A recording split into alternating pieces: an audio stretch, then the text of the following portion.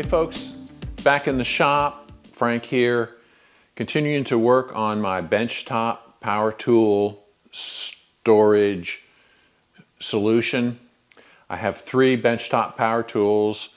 Last episode we started working on a storage cabinet slash workbench for these power tools. I'll show you what they are real quick.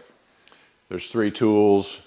There's a mortiser, square chisel mortiser, there's a scroll saw, and there's an oscillating drum sander.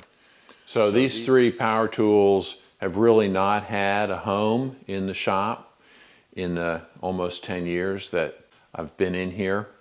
So I figured it was finally time to give them a place to reside. In order for me to use them up to this point, I've had to pull them out of storage, set them up, use them, put them away. They really haven't had a home. Last episode we started building the cabinet to store and support the use of these tools. And in this episode we're going to finish it up. So let's get started. All right, so this is the cabinet we built last time. And it's a 3/4 inch plywood cabinet with walnut face frame. And it's built size to store the drum sander up here, the scroll saw, and the mortiser down here. The mortiser laying on its side, and then there's just some spare storage space here. It's sized to be workbench height, and it's going to get some casters. So first thing we do is go ahead and put some casters on it, and then we're going to work on enclosing the front of this cabinet.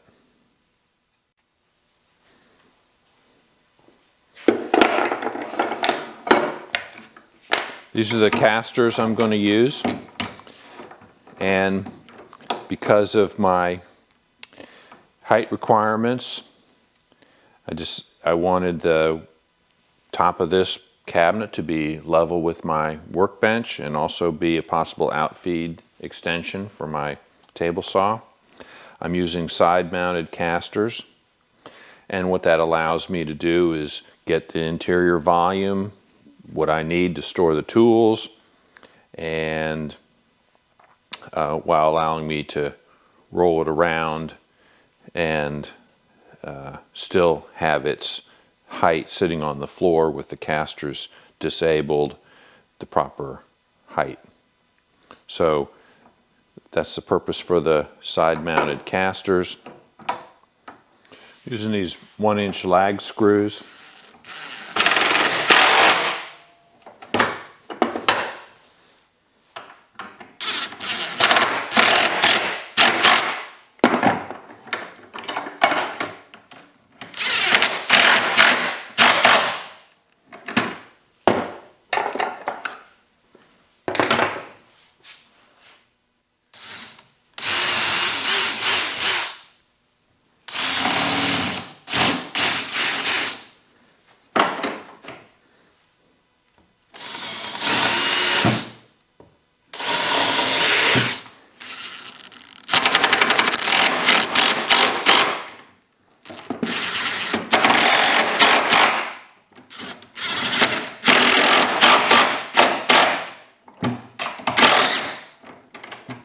All right, let's see how it works, how they work.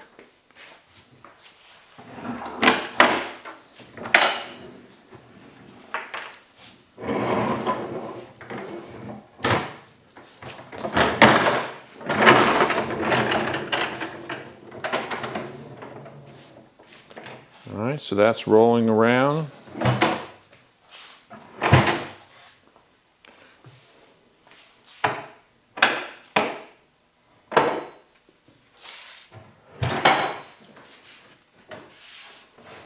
And that's sitting down.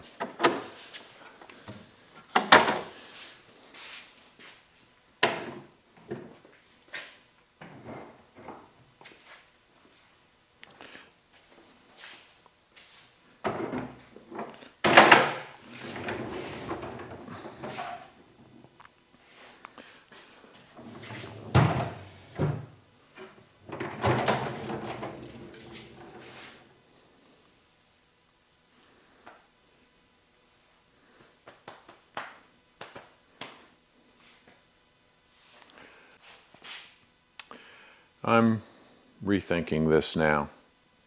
I'm not too happy about the casters sticking out on the sides. I mean, my original plan was to do it that way so that I'd have the volume I needed inside and have it be flush with the outfeed table, but I may give up that idea.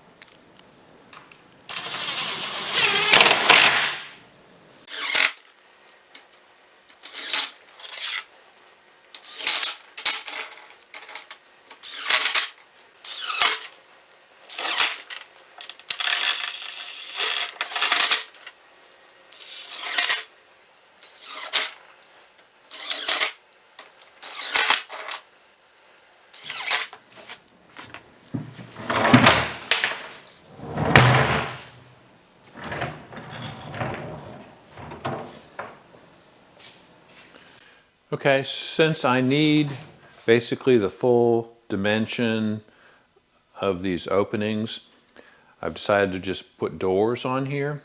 I thought about drawers, but I would lose so much space that I might not be able to fit the scroll saw in.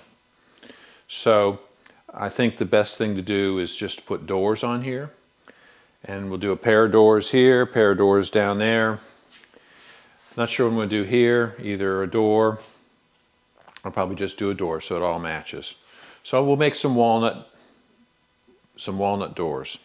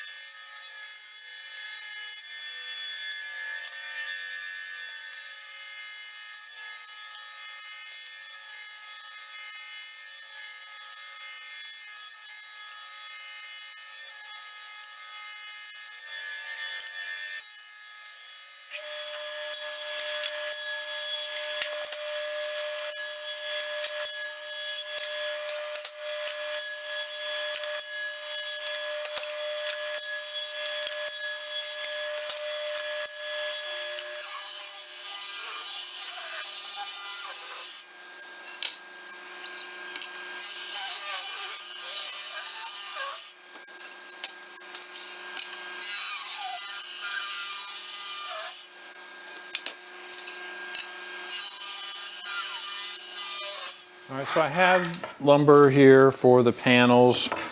Now I will tell you that I wouldn't use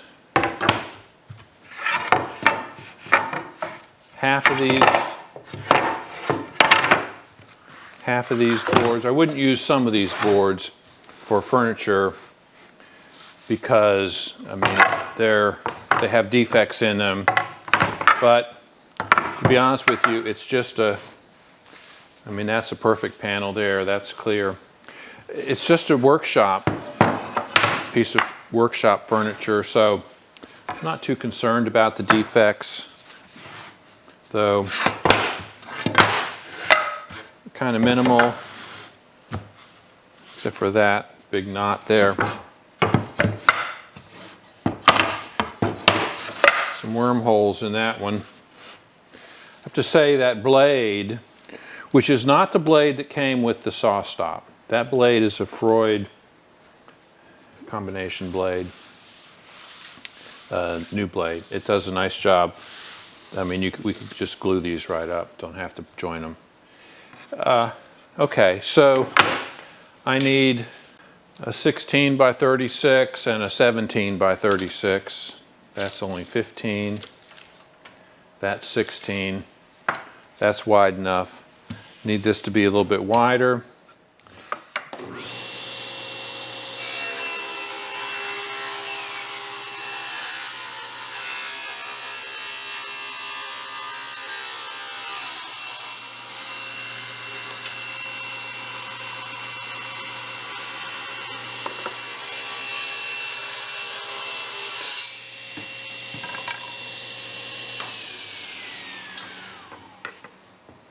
So here's an example of why you cut lumber and let it sit overnight.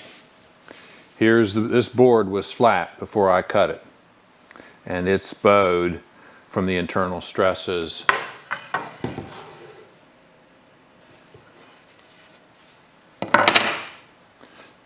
That were in that board. All right, we'll be able to deal with that when we glue it up, but it just shows you all the other boards are dead flat. This one, when I cut it, it bowed. So internal stresses, oftentimes you get that when the tree is leaning or growing uphill or a branch. I mean, sometimes they'll cut big branches. Occasionally you have a very large branch. I mean, not so much with walnut because they generally don't see them that big, but occasionally. So it could be a branch, it could be the tree was leaning, so it's got stresses. So, okay. We've got the two panels we need to make the doors. All right, I'm beginning to set up to clamp up these two panels. I'm going to do this one over here first. All right, so as I mentioned, if this were furniture, some of these boards wouldn't qualify. But being as it's just a shop thing, I'm going to let it go.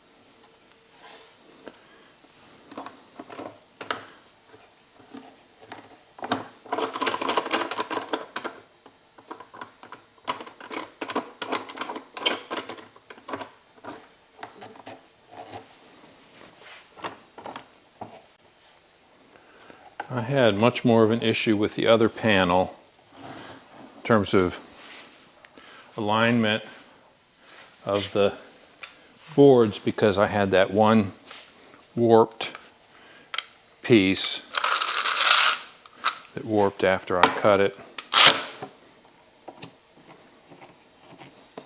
These are all pretty well aligned.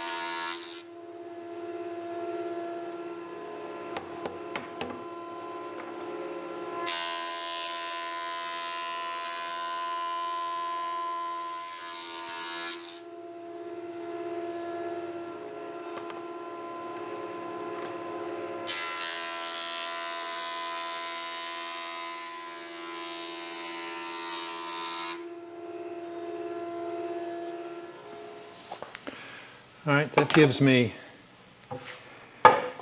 flat, smooth panels. A little bit of sapwood here, so I'm going to cut this, make one pass to get the sapwood off, and then we'll come back and take the sapwood off the other side as well.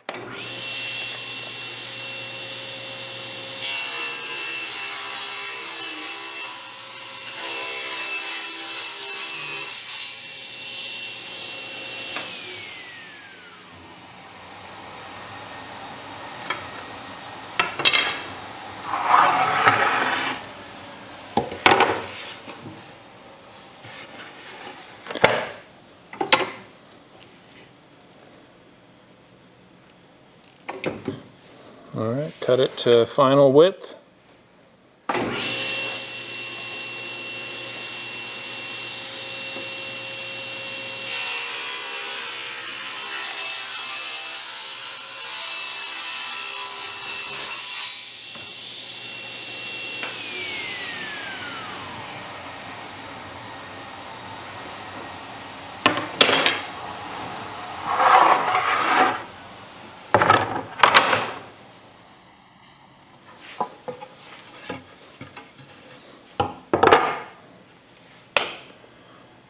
All right, this one finishes at 15 1/4.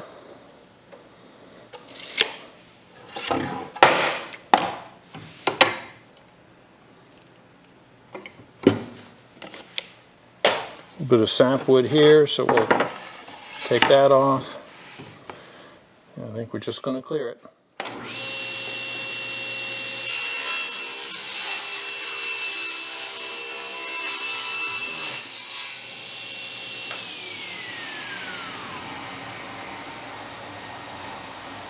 Look at that.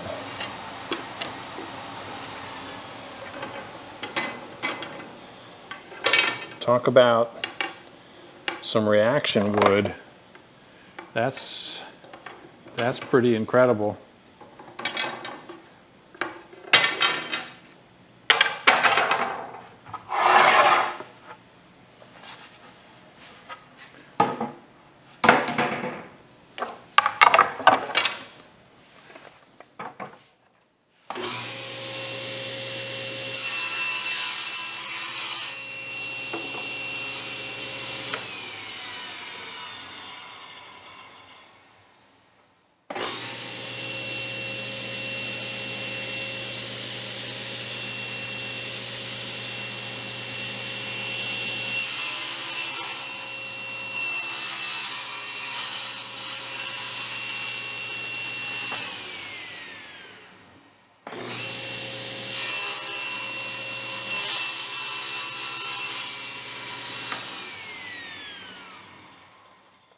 Start with a clean edge here.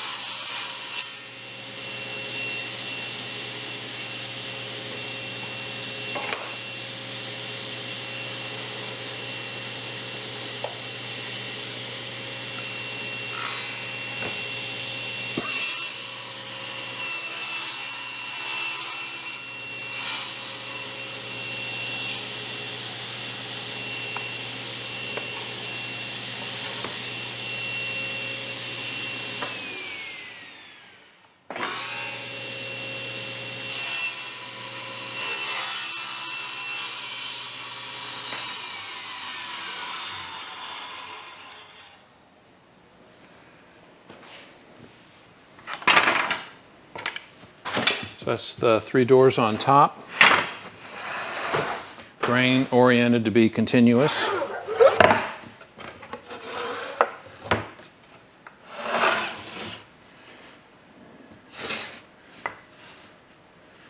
Okay, and there's the 2 doors on the bottom.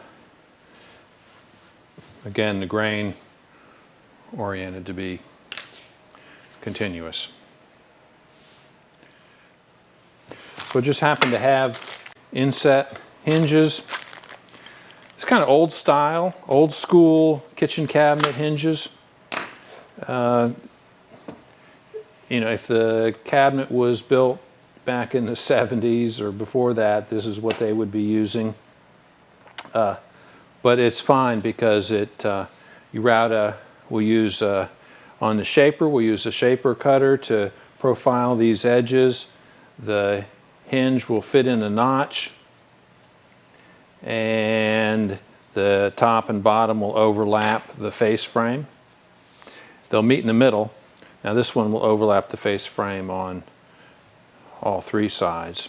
So it gives a nice finished look, hides the edges of the face frame.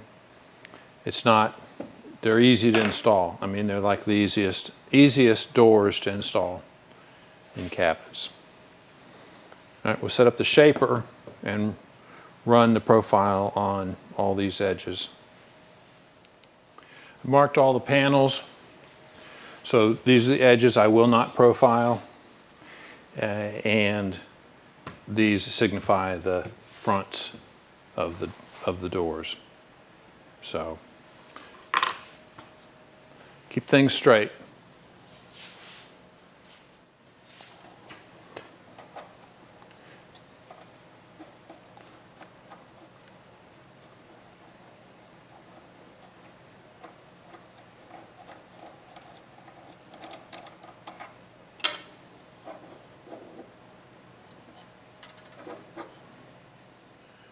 All right, so this is the door edge cutter.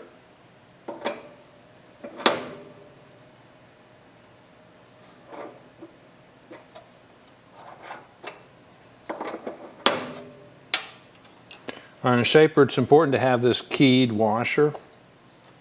There's a keyway on this shaft that prevents the spinning of the cutter from unscrewing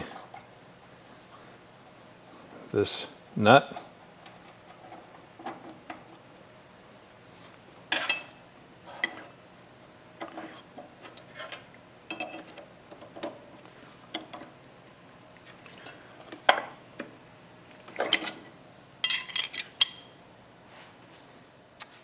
All right, this is basically a big boy router table, really. We need to set the fences. There's 2 independently adjustable fences, so that when it comes through on this fence, this fence needs to be parallel to it. So we need to adjust. And what happens is this is the fence that's adjustable.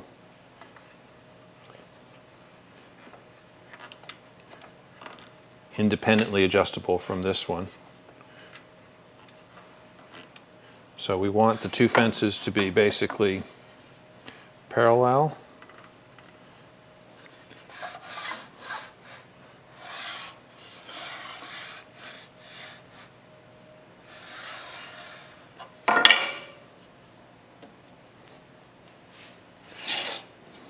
All right, the other distance we need to set is forward and back, and that determines the depth of cut. So we'll make some test cuts and adjust the fence accordingly. So we'll make a real quick test cut here. Get my face mask.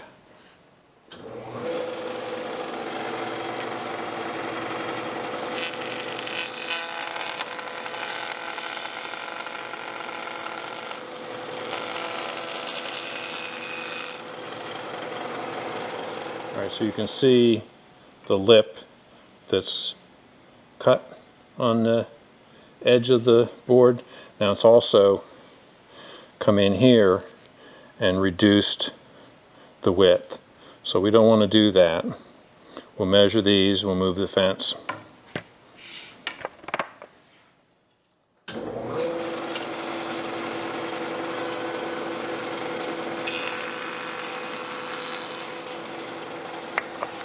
Here, the profile is not as deep. You can see it steps out.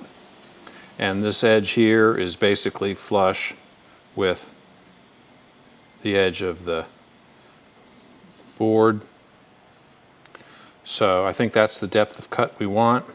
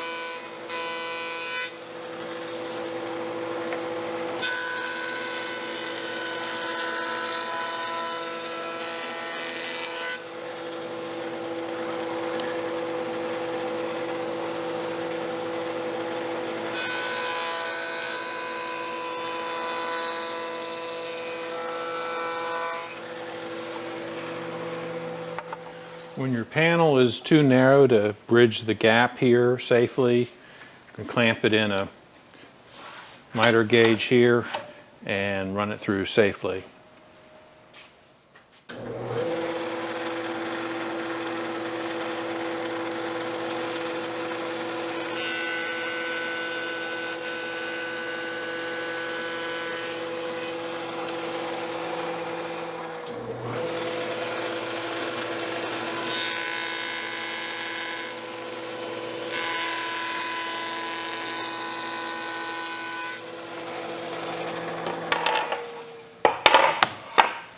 So where the doors meet in the middle, you don't cut this rabbet. You just cut a round over on the edges where they meet. So we'll go ahead and do that. I've got a 3/8 inch round over bit in the router table here.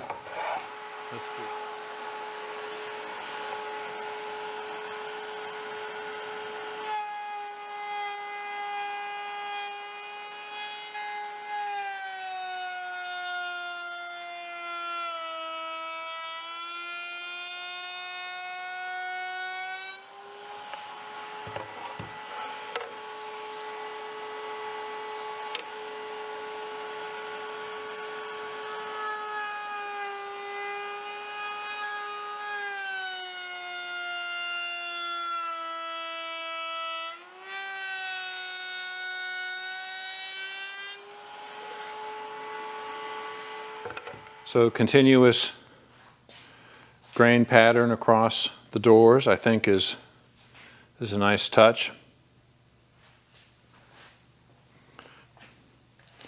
These are the hinges. They fit in the recess behind the door and then mount to the face frame. I'm going to go ahead and attach all the hinges to the doors, and then we'll mount the doors.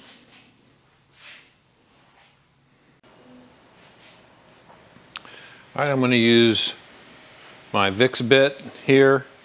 These are spring-loaded drill bits, and they ensure that the hole was drilled in the center of the opening here.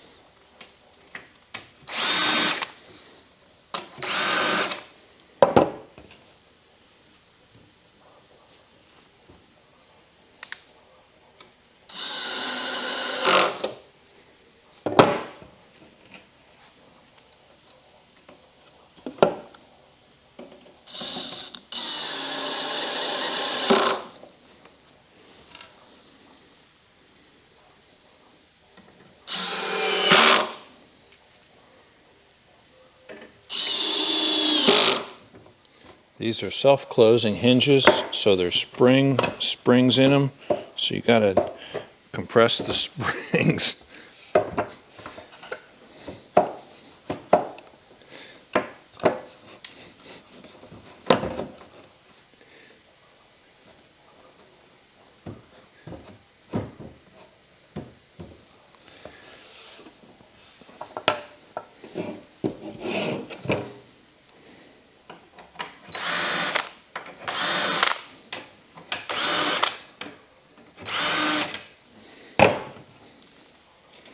This would be tough to do with the cabinets vertical. Or maybe there's a jig or a tool.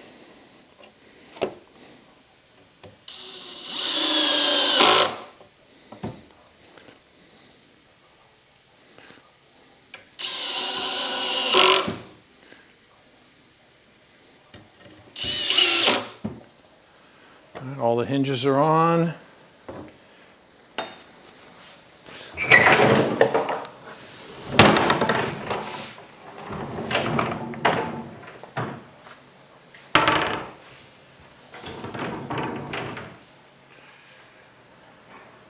Where's my brew brew? Oh, there's brew brew.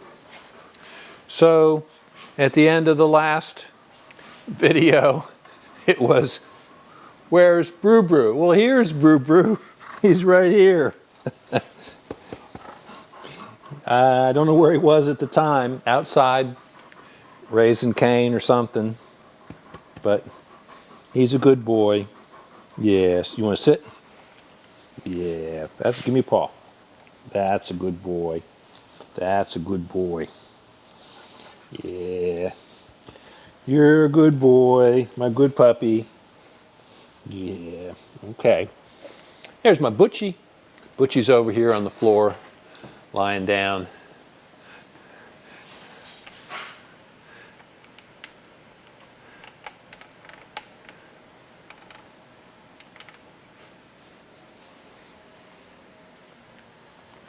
Would you like a tummy rub? Huh?